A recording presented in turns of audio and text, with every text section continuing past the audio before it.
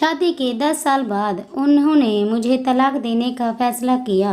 कहा कि उनकी ज़िंदगी में कोई और है, लेकिन मैंने वो किया जिससे उन्होंने अपना इरादा बदल दिया। मैंने उनके सामने 1 महीने तक हमारी ज़िंदगी में ऐसे कई बातें होती हैं जिसके कारण हम अभी जो होता है उसे छोड़कर अपना सारा ध्यान वहीं लगा कर रखते हैं। मेरी ज़िंदगी में भी ऐसा ही कुछ हुआ। मेरे मायके में कुछ सालों से बहुत विवाद चल रहा था। मैं नहीं चाहती थी कि इसकी भनक जा इस झमेले में वो पड़े, इसीलिए मैंने उनसे यह बात को छुपाया और अपने तरीके से उसे हल करने में लगी रही।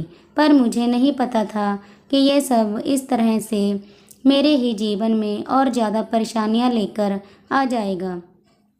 मैंने कई बातें थी जो उनसे छिपा कर रखी थी, इस कारण उन्हें क्या पता क्या क्या लगने लगा और वो ना जाने कब मन ही मन मुझसे अलग होने लगे। शादी के इतने सालों बाद हमें लगता है कि हम सब सही चल रहा है, लेकिन यह सब कैसे हो गया मुझे पता भी नहीं चला।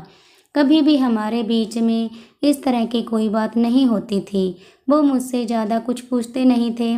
उनका स्वभाव ही कुछ इस तरह का था, या शायद मैं ही अपनी परेशानियों के चलते वो नहीं देख पाई जो मेरे जीवन में आने वाला था। जब मेरी आँख से वो पर्दा हटा और मैंने देखा तो मुझे समझ आ गया था कि मुझसे क्या गलती हो गई है। मुझे इस बात का एहसास हो गया था। मैंने उस गलती को ठीक करना चाहा, लेकिन तब तक शायद देर हो चुकी थी। उन्होंने एक शाम उनके फैसले के बारे में मुझे बता दिया।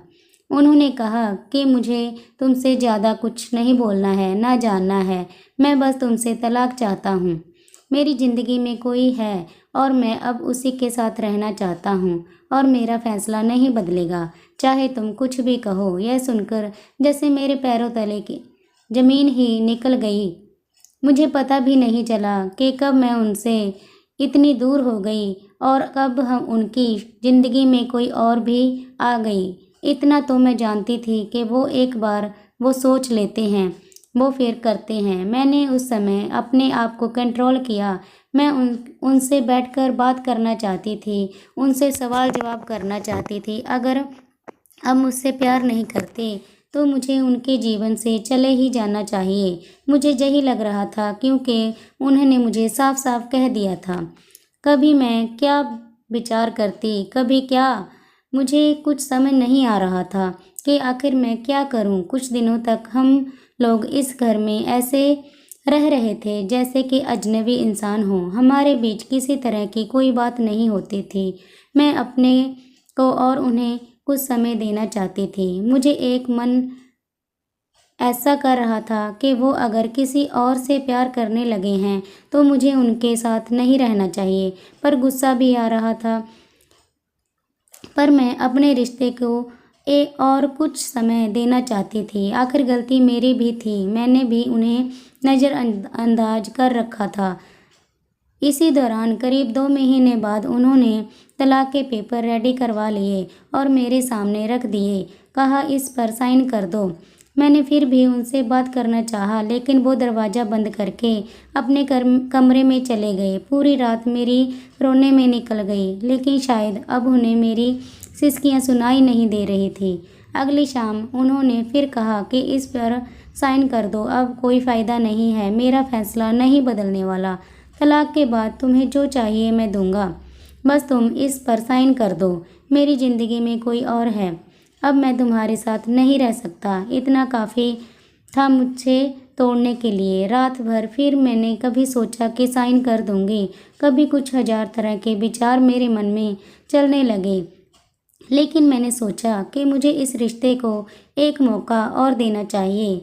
सुबह जब उन्होंने फिर कहा कि साइन करो, तब मेरी शादी बचाने के लिए मैंने एक आखिरी कोशिश की।